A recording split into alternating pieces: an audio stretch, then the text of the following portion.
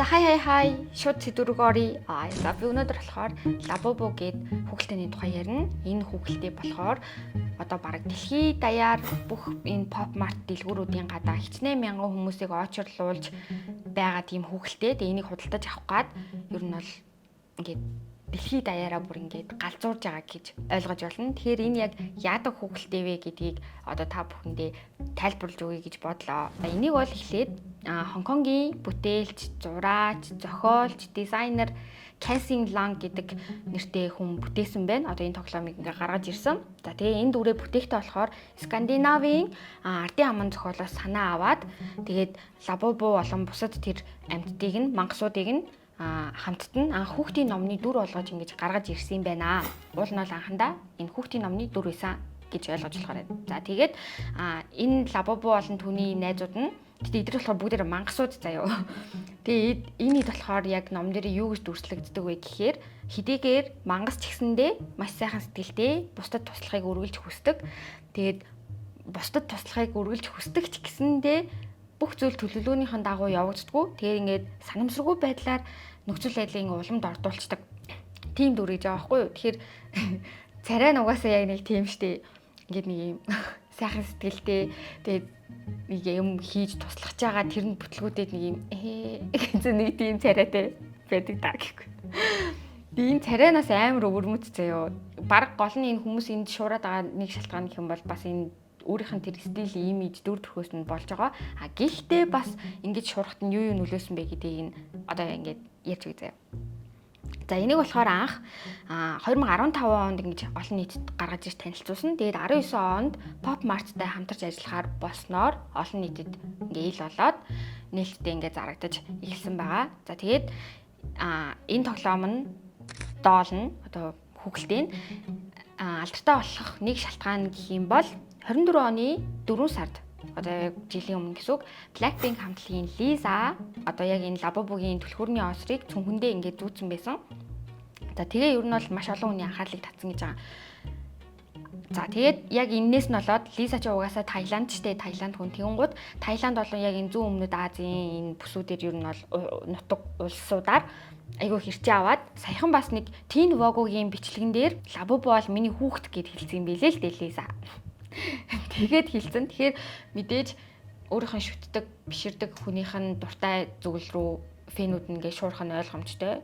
Тэгээ ер нь бол Лисагийн энэ үйлдэл энэ Labubu-г од болоход тренд болоход маш их нөлөөлсөн. За тэгээ дээрэс нь Rihanna, Dua Lipa зэрэг алдартнууд бас Labubu-г яг ингээд зүрхний гоёл олгоод одоо энэ түлхүүрний осрыг нь зүрхний гоёл олгоод ашигласан. За тэгээд тэрнээс нь болоод бас ингээд зөвхөн Азийн орнуудад биш Европын орнуудаар хүртэл ингээд тархаад алдартай болох тийм боломжтой болсон байна. Дараачих нь нэг шалтгаан гэх юм бол заяа. Энэ бүр надад аюу сонирхолтой санагдсан. За энэ юу вэ гэхээр за яагаад энэ тоглоомд ингээд татагдаад байгаа вэ? Тэгээ дээрэс нь одоо эн чинь ингээд зөвхөн хүүхдүүд биш ингээд том хүмүүс насанд хүрсэн хүмүүс энийг чинь ингээд сонирхоод ингээд хоббироод тэгээ гадаа нь ингээд дэлгүүрийн гадаа өчнөө цагаа очлол ингээд зогсоод худалдаж авах гээд бүр ингээд хичээгээд байгаа. За тэгсэн чинь энийг Kidalt буюу одоо насанд хүрэгчдийн хүүхдийн тоглоомд татагдах тийм хандлага гэж байд юм байна л да. Тэгээ Kid Adult гэдэг энэ хоёр үгний нийлбэрээс бүтсэн Kidalt гэдэг одоо тийм хандлага байд юм байна. Тэгээ тэр нь болохоор насанд хүрсэн хүмүүс хүүхдийн тоглоом, хобби, тийм сонирхол татагдах хандлагыг одоо энэ соёлын үзэгдлийг Kidalt гэж нэрлэдэг байгаа юм байна. За тэгээ энэ нь болохоор яагаад ингэж Kidalt гэдэг ийм хандлага гарч ирсэн бэ гэхээр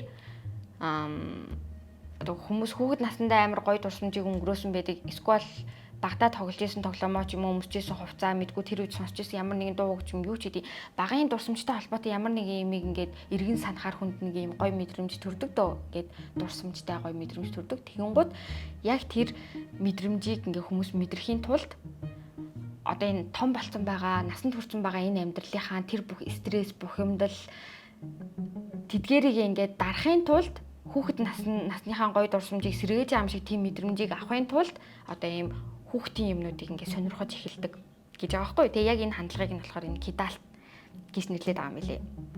Тэгээ яг иймэрхүү зүйлүүд нь болохоор амьдралын энэ дарамттай амьдралын хэм маягийг амар тэнцвэржүүлэх тийм хэрэгсэл болдог гэж байгаа. Тэгэхээр Labubu бол нэг өсөндөө баг ингээд тий эдгээрч, ангаагч гэдэг юм уу Бараг нэг тиймэрхүү утгаараа бас хүмүүсийн дунд ингээд түгээд яг хүмүүс тэрийг өөртөө мэдгүй л байгаа хэл та. Гэтэ нөгөө нэг цаанаасаа юм татагдаад авахыг хүсээд байна гэдэг чинь яг энэ мэдрэмжэндээ хөтлөгдөөд тэгээд авах гээд байгаа гэсэн нэг санаа тайлбар бас байсан. За тэгээд Labubu нь болохоор ямар үнэтэй байдаг вэ гэхээр ер нь бол янз янзын сайттай байд юм билэ. Бүр юм жижигнэж байгаа дунд зэргийн хэмжээтэй байгаа бүр ингээ амар том юм чихмэл шиг тийм том хэмжээтэй нүртэл байд юм билэ. Гэхдээ анхны үнэ нь бол ойролцоогоор $57 байсан.